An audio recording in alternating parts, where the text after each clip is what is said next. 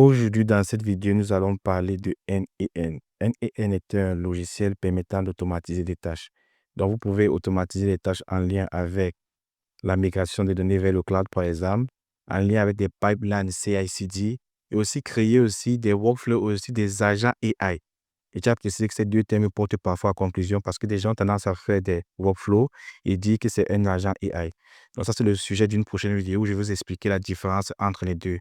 Pour faire court, un workflow, c'est juste une série d'instructions qui mènent à un résultat connu ou encore attendu. Alors que l'AI Agent, c'est vraiment notre modèle qui se charge d'itérer sur les tools afin de définir quand il va sortir le résultat. Donc, c'est vraiment un peu la différence entre les deux. C'est pas clair, mais dans la prochaine vidéo, je vais essayer vraiment de vous expliquer en détail c'est quoi un workflow et c'est quoi un AI Agent. Pour moi, il est primordial de connaître ces notions car ça aide vraiment pour ceux qui veulent faire carrière dans ce genre d'opération. Donc, nous allons commencer par installer NEN. Il y a deux façons. J'ai cliqué sur Get Started. Vous pouvez soit utiliser Node.js pour l'installer ou encore Docker. Donc, pour ma part ici, je pense que je vais utiliser Docker et je vais l'installer en local. Vous pouvez aussi l'installer sur le cloud et payer les frais associés. Mais moi, je vais utiliser Docker parce que ça permet pour moi d'avoir une solution qui fonctionne sur tous les systèmes d'exploitation. Vous savez, auparavant, lorsqu'on programmait et tout, et qu'on utilisait Git, mon code fonctionne sur mon ordinateur, tu envoies ton collègue, ça arrive chez lui, ça ne fonctionne pas. Donc, pour éviter ça, moi, j'aime bien utiliser Docker. Sinon, vous avez NPN, vous pouvez utiliser Node.js, c'est-à-dire vous venez sur le site de Node.js, vous téléchargez, vous installez, et puis vous ouvrez votre command prompt, vous entrez juste ces commandes-ci, c'est vraiment l'installation, c'est assez classique. Donc, on va se concentrer sur Docker. Comme je vous ai déjà expliqué à quoi c'est Docker, ça sert à containeriser notre application. Et c'est un peu comme si euh, vous voulez envoyer un appareil ou une voiture vers l'Afrique, on le met dans un conteneur, on le fait partir par eau et il arrive et tout, on dédouane et puis on accède à notre voiture. Donc, c'est sécurisé, c'est-à-dire ce que vous avez envoyé, vous êtes sûr que ça va arriver à bon port et que ça va fonctionner. Donc, pour installer NEN en utilisant Docker, première des choses, il faut d'abord commencer par installer Docker. J'ai vraiment pas envie de rentrer dans tout ça parce que l'installation n'est pas assez compliquée. Il y a déjà des tonnes de vidéos disponibles sur YouTube qui parlent vraiment de ça, de comment installer Docker. Vous allez juste cliquer sur Download et puis vous allez procéder à une installation classique aussi en fonction de votre système d'exploitation. Donc, une fois Docker installé, on va essayer de l'ouvrir parce que moi j'ai déjà Docker ici. Je vais essayer aussi de garder les instructions à côté de moi. Donc, voici Docker qui est là. Et qu'est-ce qu'on va faire? Vous pouvez utiliser la ligne de commande pour installer Docker ou encore on peut directement se rendre au niveau de Docker Desktop ici. Vous pouvez voir, on a nos images et tout et installer aussi pareillement. Donc, on va se fier à ce qui est sur la documentation ici. Vous pouvez directement créer un volume, c'est-à-dire c'est un dossier sur votre machine qui va contenir vos données. Donc, vous pouvez aussi utiliser PostgreSQL pour installer aussi NEN. Donc, vous pouvez juste copier ces commandes ici et l'exécuter directement dans votre terminal. Pour ma part, je vais utiliser Docker Desktop et on va le faire directement sans passer par le terminal. Pourquoi? Juste comme ça. Donc, qu'est-ce que je vais faire? Je vais ouvrir un dossier. Je vais créer un dossier appelé NEN Data qui va contenir toutes mes données. Les données qui seront dans mon conteneur vont être stockées localement sur mon ordinateur. Donc, c'est une façon pour moi de faire persister mes données. Donc, je vais appeler le folder NEN Data. Puis maintenant, je vais me rendre au niveau de images et je vais maintenant essayer de télécharger, de faire un pull, c'est-à-dire que Docker, sur Docker Hub, il y a des images qu'on peut ramener en local et utiliser ça simplement. Donc, qu'est-ce qu'on va faire là? Je vais juste chercher ici. Vous allez bien chercher dans la barre de recherche ici. NENIO-NEN. Vous voyez bien ici qu'on a 100 millions de téléchargements. Et il faut vraiment prendre la version avec le plus de téléchargements parce que c'est celle qui est fiable ou encore qui fait souvent partie du propriétaire. Donc, je vais faire un pull. On va attendre que ce dernier s'exécute.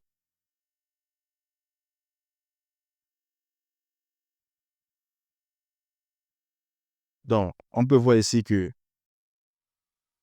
l'image a été tirée de Docker Hub et c'est maintenant disponible sur notre ordinateur.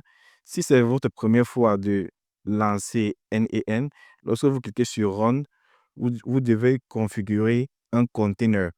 Donc, comme je vous ai dit, le container, c'est un endroit isolé qui va exécuter notre application. Je vais donner le nom ici, je vais l'appeler NEN Container. Vous allez maintenant ici là mapper le port. Moi, je vais laisser le port par défaut 5678. Ça veut dire que en allant directement sur le web et en entrant localhost 5678, vous aurez accès à votre application. Ici, on a du côté serveur et ici, on a du côté sur notre ordinateur personnel, c'est-à-dire on essaie d'ouvrir le port à une connexion locale. Vous allez maintenant ici là choisir le path vers votre volume, c'est-à-dire le folder qu'on vient de créer précédemment. Si je clique sur les 3 points ici et je me dirige vers le folder que je viens tout juste de créer. Donc, c'était NEN Data et je mets Select Folder. Qu'est-ce que ce dernier va faire? Il va, avant d'expliquer, je vais aussi mettre le lien vers le port. Je vais essayer de mettre le lien vers les données situées aussi dans notre conteneur. Donc, je vais me rendre sur la documentation afin de voir où est-ce que les données du conteneur se situent.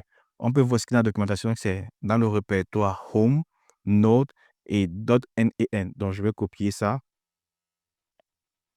Je vais le coller ici. Qu'est-ce qu'il va faire? Il va mapper, c'est-à-dire qu'il va créer une connexion entre les données situées dans notre conteneur et notre folder local. C'est-à-dire que tout ce qui va se trouver dans le conteneur sera aussi disponible sur notre ordinateur. Donc, vous pouvez maintenant créer des environnements de variables si vous voulez, si vous avez. Et par exemple, si vous utilisez Postgres, vous pouvez définir des environnements de variables au besoin. Donc, pour mon cas ici, je n'ai pas affaire à ça et je vais le laisser par défaut. Donc, qu'est-ce que je fais ici? Je vais essayer de cliquer sur Run.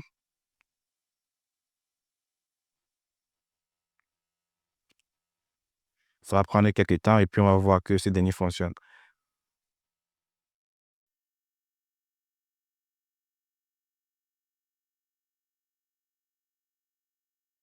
Donc, une fois le tour exécuté, ici, on peut voir ici, en cliquant directement sur ce lien, vous voyez le nom du port qu'on a mappé tantôt, 5678. On a directement accès à notre application. Vous voyez que c'est assez facile, assez classique de le faire. Donc, vous pouvez juste entrer quelques informations.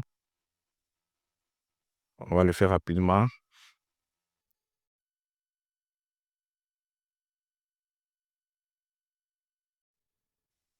Et puis maintenant, je vois que ce dernier a été set-up correctement. Vous voyez là qu'on a alors accès à notre NEN. On peut créer un workflow from zéro, à partir de zéro, ou encore on peut se servir d'un exemple de la documentation, d'un exemple de NEN directement, c'est-à-dire que l'exemple direct de NEN. Donc voilà ça ici. Qu'est-ce qu'on a ici? On a notre modèle, on a le chat, on a notre mémoire et aussi on a notre tool. Donc ici, on a affaire vraiment à un AI agent parce qu'on a un tool qui est appelé en fonction du prompt de l'utilisateur, c'est-à-dire que l'utilisateur va entrer un prompt et le AI agent va se charger d'appeler le tool approprié. Donc, qu'est-ce qu'un tool? Ça, c'est le sujet d'une autre vidéo. Je pense que je n'ai pas envie d'entrer trop dans les détails. Je tenais aussi à vous parler aussi des niveaux d'abstraction. Donc, je vous conseille fortement de regarder cette vidéo sur YouTube qui parle vraiment c'est quoi un AI agent en 60 minutes. J'ai regardé cette vidéo déjà 2 fois et sincèrement, je le recommande à tous. Vous pouvez voir ici, qu'est-ce qu'on a?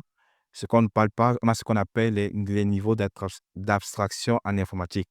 On a notre hardware, c'est-à-dire les CPU et les GPU qui interagissent avec l'OS, qui lui interagit avec un langage binaire ou assembly, qui lui interagit avec un langage de programmation qu'on connaît. Après, on a les frameworks, les API, les études de développement et aussi nos applications. On peut voir que NEN se situe en haut. C'est une application, c'est un logiciel no code, c'est-à-dire on n'écrit pas du code. On se sert juste des outils, tout on fait des drag and drop et on fait nos workflows ou encore nos AI agents. Pour ma part ici, sincèrement, moi, je me suis arrêté à ce niveau. Mon but n'était pas d'utiliser des frameworks ou quoi que ce soit. Mon but, c'était vraiment de comprendre comment les AI agents fonctionnent. Je tiens à vous préciser que j'ai vu des tonnes et des tonnes de vidéos sur YouTube. J'ai fait sur Google AI Essentiel Course. Et sincèrement, mon but dans cette série de vidéos, c'est vraiment de vous expliquer en détail comment ces derniers fonctionnent. From scratch, c'est-à-dire à partir de zéro, juste en utilisant l'API de OpenAI, comment vous pouvez créer vous-même vos propres tools. Vous créez des fonctions, vous les mettez dans vos tools, vous les passez à votre modèle et dépendamment du prompt que vous envoyez, votre modèle est capable de choisir quelles tools ou encore quelles fonctions utiliser pour répondre à vos questions. Donc, c'est ce qu'on va faire dans cette série de vidéos-là. Donc, je pense que ça fait vraiment le tout ici. On a pu setup notre NEN qui fonctionne bien. On peut l'exécuter, mais il va falloir faire des configurations, ce que je n'ai pas fait. Et voilà.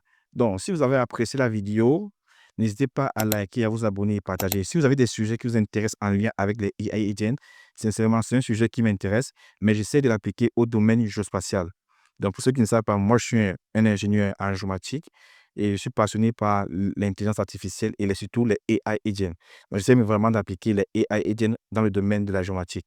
Donc, récemment, j'ai fait une preuve de concept avec OpenAI et Python from scratch qui me permet, par exemple, de intersection between VCOM and Empress layer. Donc, calculer l'intersection spatiale entre deux couches uniquement à partir d'un texte.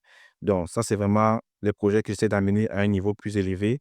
Mais c'était juste un jouet à côté et n'hésitez pas à liker, à vous abonner, partager. Merci.